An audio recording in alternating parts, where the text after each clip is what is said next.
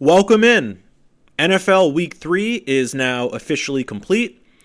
The Monday night games gave us, well, let's just say they gave us finality on Week 3.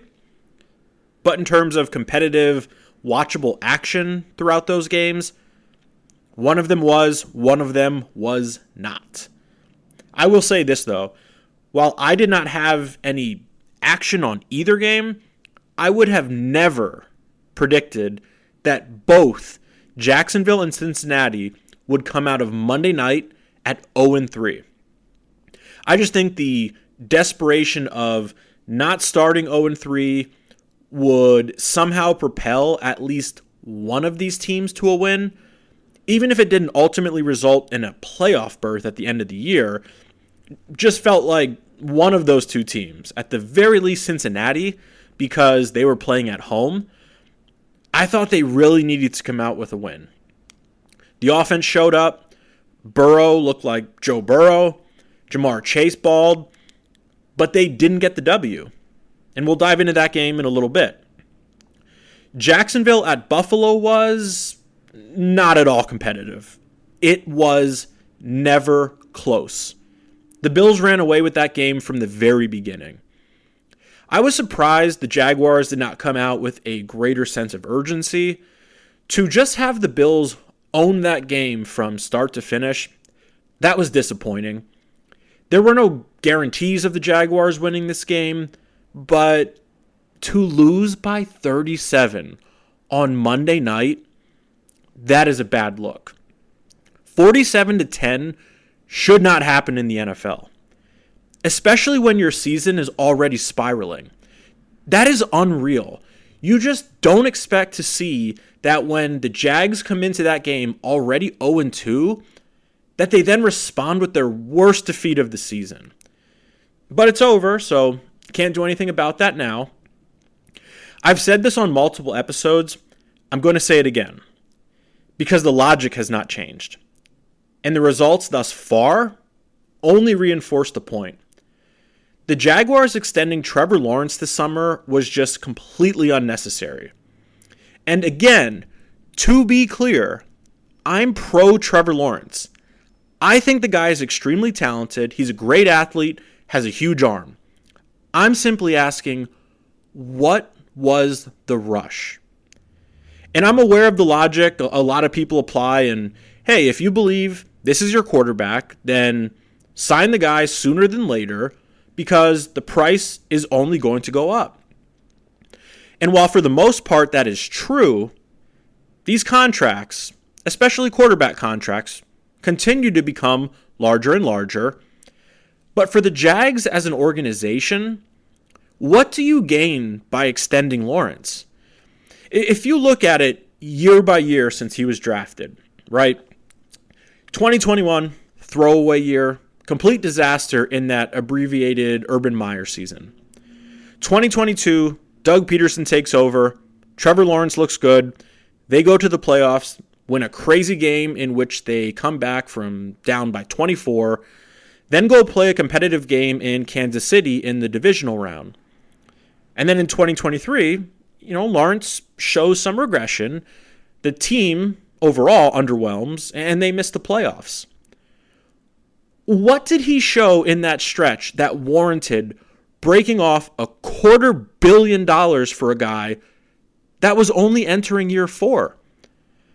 The Jags already picked up Lawrence's fifth-year option, which I completely understood. Of course it made sense to do that at the time. What I think people lose sight of is just because a player's fifth year is exercised, it does not mean that player absolutely must or will be playing on the fifth-year number.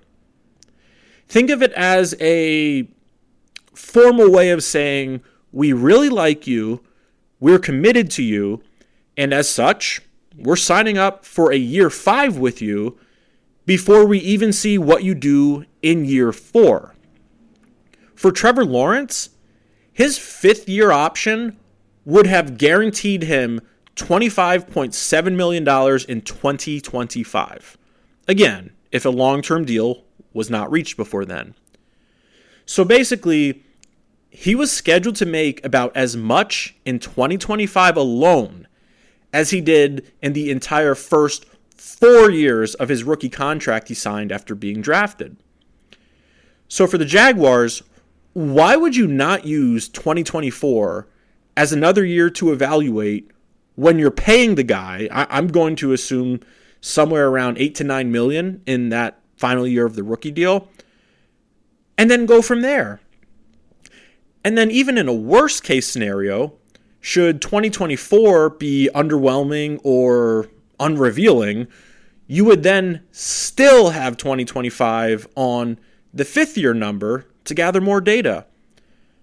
And for Lawrence himself, playing on a prove it deal while you are making $25 million is not a bad thing.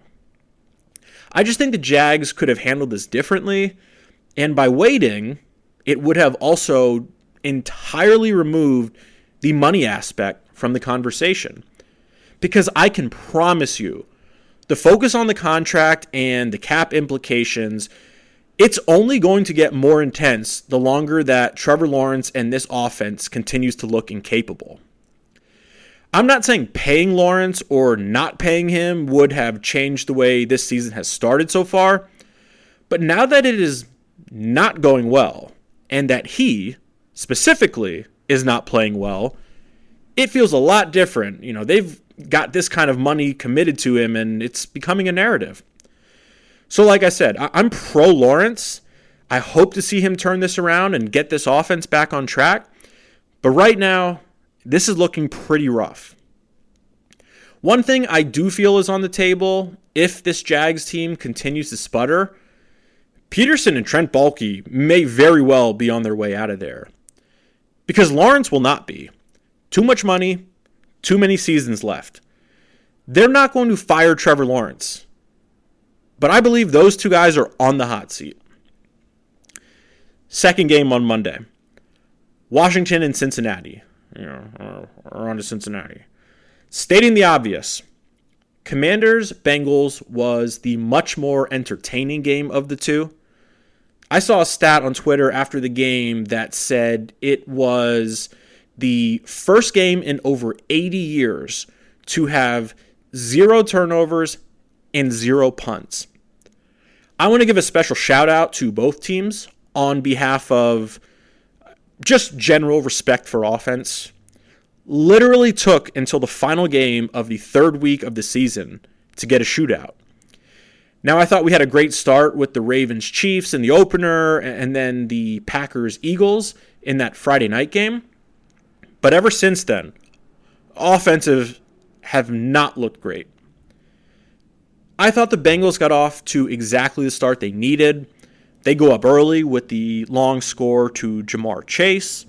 And let's be real, that touchdown was really important when it's Chase, especially coming off of the contract stuff this offseason, and then the frustration we saw in Kansas City last week when he blew up on the refs. That was about as good of a way for the Bengals to start that game as you could have. But then credit to Washington and the rookie Jaden Daniels for responding. They go on a 10-play, 70-yard drive to tie it up. Then McPherson misses the field goal for the Bengals.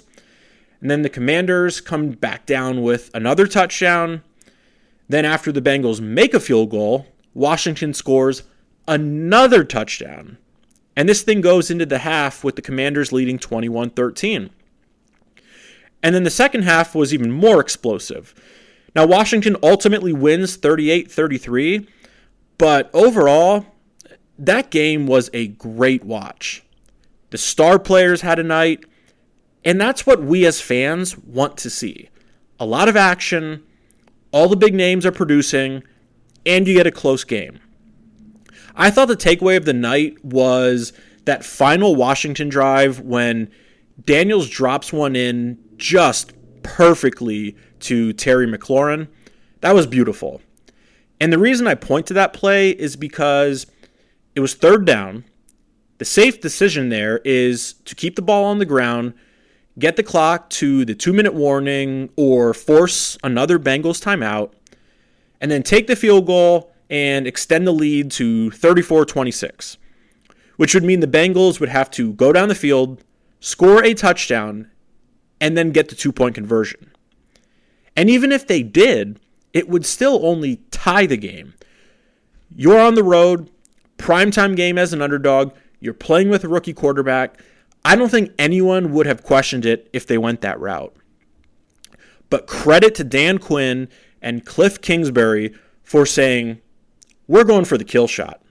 Rookie or not, we're going to end this thing. And they put the ball in the hands of their young quarterback, throwing it up to their best wideout, and that ended the game. Now, the Bengals tacked on a late touchdown, but at that point, it was over. It was kind of like that Cowboys touchdown on Sunday. It made the final score look closer, but that game on Monday truly ended when Scary Terry pulls that touchdown in. It's a tough loss for the Bengals. They're now 0-3.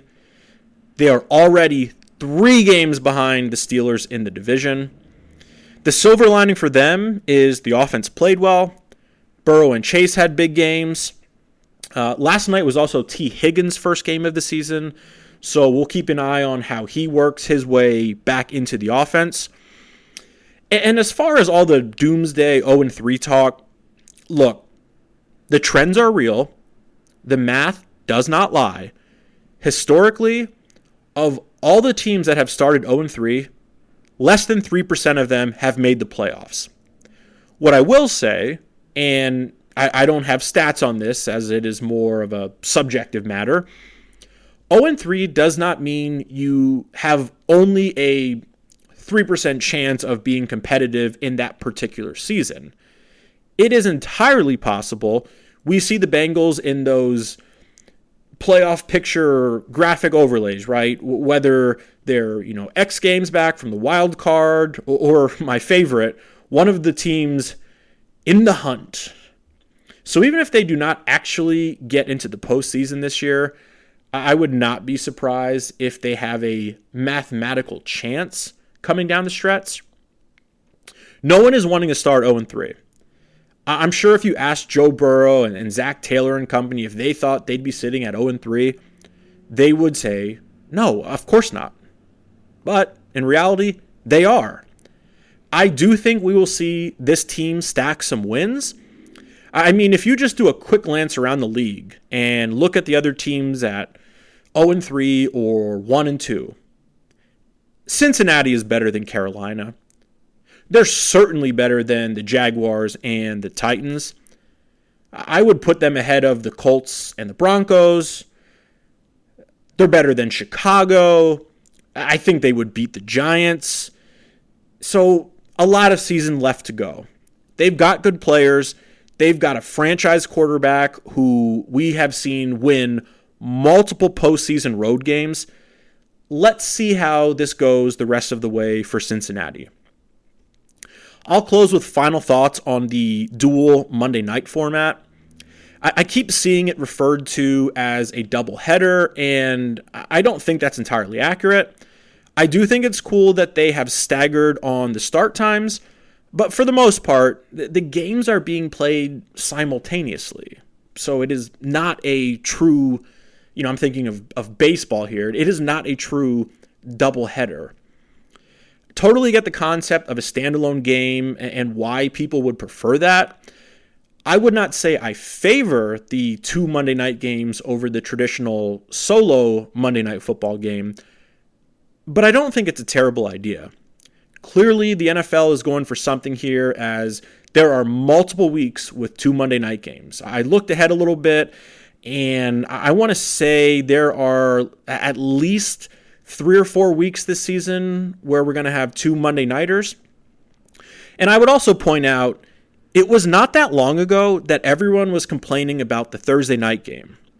And now, after more than a decade of weekly Thursday night football, we just look at it as part of the NFL weekly schedule. Thanks for listening.